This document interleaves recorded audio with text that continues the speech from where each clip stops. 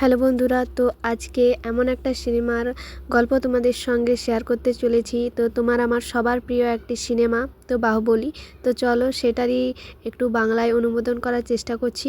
তো তোমরা পুরো ভিডিওটা দেখতে থাকো, একদম স্কিপ না করে। আই হোপ তোমাদের ভালো লাগবে।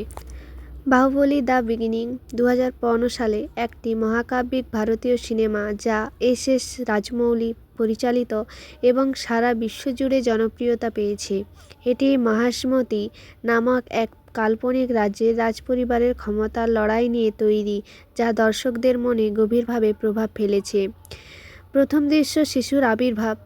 গল্পের শুরুতেই দেখা যায় রাজ্যের রানী শিবগামী দেবী এক নবজাতক শিশুকে কোলের মধ্যে নিয়ে নদীর মাঝে দাঁড়িয়ে আছেন। শিশুটিকে রক্ষার জন্য তিনি নিজের প্রাণের ঝুঁকি নেন।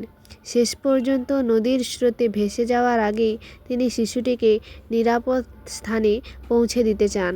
শিশুটিকে গ্রামের লোকেরা খুঁজে পায় এবং তাকে বড় করতে থাকে। শিশুটিকে গ্রামের লোকেরা নাম দেয় শিবু, যদিও আসলে শিশুটির নাম মহেন্দ্র বাহুবলী এবং তার আসল পরিচয় মহিষ্মতি রাজ্যের উত্তরাধিকারী। শিশুর শৈশব এবং আকর্ষণ। শিবু বড় হতে থাকে এবং তার মধ্যে এক রহস্যময় আকর্ষণ জন্ম নেয় এক বিশাল জলপ্রপাতের প্রতি। অনেক চেষ্টার পর একদিন সে জলপ্রপাতের উপরে উঠতে সক্ষম হয়। এখানে সে অবন্তিকা নামের এক যোদ্ধা মেয়ের সাথে পরিচিত হয়, যে রাজকুমারী দেবসেনাকে বন্দি দশা থেকে মুক্ত করার জন্য বিদ্রোহ করছে। অবন্তিকা ও শিবুর প্রেম। অবন্তিকা শিবুকে তার লক্ষ্য সম্পর্কে জানায় এবং শিবু তখন তার মাকে মানে দেবসেনাকে উদ্ধার করার সিদ্ধান্ত নেয়। অবন্তিকার প্রেমে পড়া এবং তার প্রতিশ্রুতি পালনের জন্য শিবু রাজ্য মহিষ্মতির উদ্দেশ্যে যাত্রা শুরু করে। মাহিষ্মতিতে প্রবেশের পর শিবু বুঝতে পারে সেখানে রাজা ভল্লাল দেব রাজত্ব করছে এবং দেবসেনাকে দীর্ঘদিন ধরে বন্দি করে রাখা হয়েছে। শিবু রাজ্যে ঢুকে মাকে মুক্ত করার পরিকল্পনা করতে থাকে এবং ধীরে ধীরে তার সাহসিকতা ও দক্ষতা দিয়ে রাজ্যবাসীকে দৃষ্টি আকর্ষণ করে। ফ্ল্যাশব্যাকে রাজ্যের ইতিহাস। গল্পটি ফ্ল্যাশব্যাকে ফিরে যায়, যেখানে আমরা মহিষ্মতি রাজ্যের রাজপরিবারের দুই ভাই বাহুবলী ও ভল্লাল দেবের মধ্যে ক্ষমতার দ্বন্দ্ব সম্পর্কে জানতে পারি। দুই ভাইয়ের মধ্যে কে রাজা হবে তা ঠিক করার জন্য শিবগামী দেবী এবং প্রতিযোগিতার আয়োজন করেন। এই প্রতিযোগিতায় শত্রু কালকেয়দের বিরুদ্ধে বাহুবলী ও ভল্লাল দেব যুদ্ধ করেন। যুদ্ধ এবং বাহুবলীর বীরত্ব। যুদ্ধ চলাকালীন বাহুবলীর বীরত্ব ও তার জনগণের প্রতি ভালোবাসা তাকে সবার প্রিয় করে তোলে। শিবগামী দেবী বাহুবলীর বীরত্ব, বুদ্ধিমত্তা ও ন্যায়বোধ দেখে তাকে রাজা হিসেবে ঘোষণা করেন।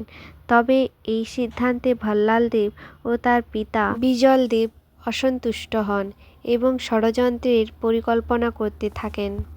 রাজা হিসেবে ঘোষণার পর বাহুবলী দেবসেনার প্রেমে পড়েন এবং তাদের মধ্যে এক গভীর প্রেমের সম্পর্ক গড়ে ওঠে।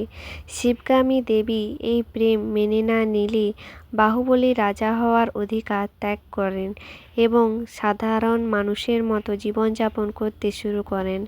ভল্লাল দেব রাজা হয়ে ওঠেন এবং বাহুবলীকে নিয়ে জনসাধারণের মধ্যে নানা ধরনের কুসংস্কার ছড়াতে থাকেন। বাহুবলীর মৃত্যু। ভল্লাল দেবের ষড়যন্ত্রের মাধ্যমে সেনানায়ক কাটাপ্পাকে বাহুবলীকে হত্যা করার আদেশ দেওয়া হয়। কাটাপ্পা বাহুবলীর অত্যন্ত ঘনিষ্ঠ ও বিশ্বস্ত ছিলেন, কিন্তু রাজপরিবারের আদর্শের কারণে তাকে বাহুবলীকে হত্যা করতে বাধ্য করা হয়। এই মর্মান্তিক ঘটনা পুরো গল্পে একটি উল্লেখযোগ্য মোড় আনে। প্রথম পর্ব শেষ হয় কাটাপ্পার মর্মস্পর্শী গল্প বলার মাধ্যমে, যেখানে প্রকাশ পায় বাহুবলীকে কেন হত্যা করা হয়েছিল। এটি দর্শকদের মনে এক বড় প্রশ্ন রেখে দেয়, বাহুবলীকে হত্যা করা হলো কেন? এই প্রশ্নের উত্তর জানতে পরবর্তী পর্বের জন্য দর্শকদের অপেক্ষা করতে হয়। তো চলো, তো তো পরবর্তী এপিসোড নিয়ে তোমাদের সঙ্গে দেখা হবে। ততক্ষণ সবাই সুস্থ থেকো, ভালো থেকো। আর এরকম বাংলায় মুভি রিভিউ দেখার জন্য সবাই প্রস্তুত থাকো, আর চ্যানেলটিকে সাবস্ক্রাইব করে দাও তাড়াতাড়ি। তো চলো আজকে এই পর্যন্ত, আবার একটা নতুন ভিডিও নিয়ে দেখা হবে।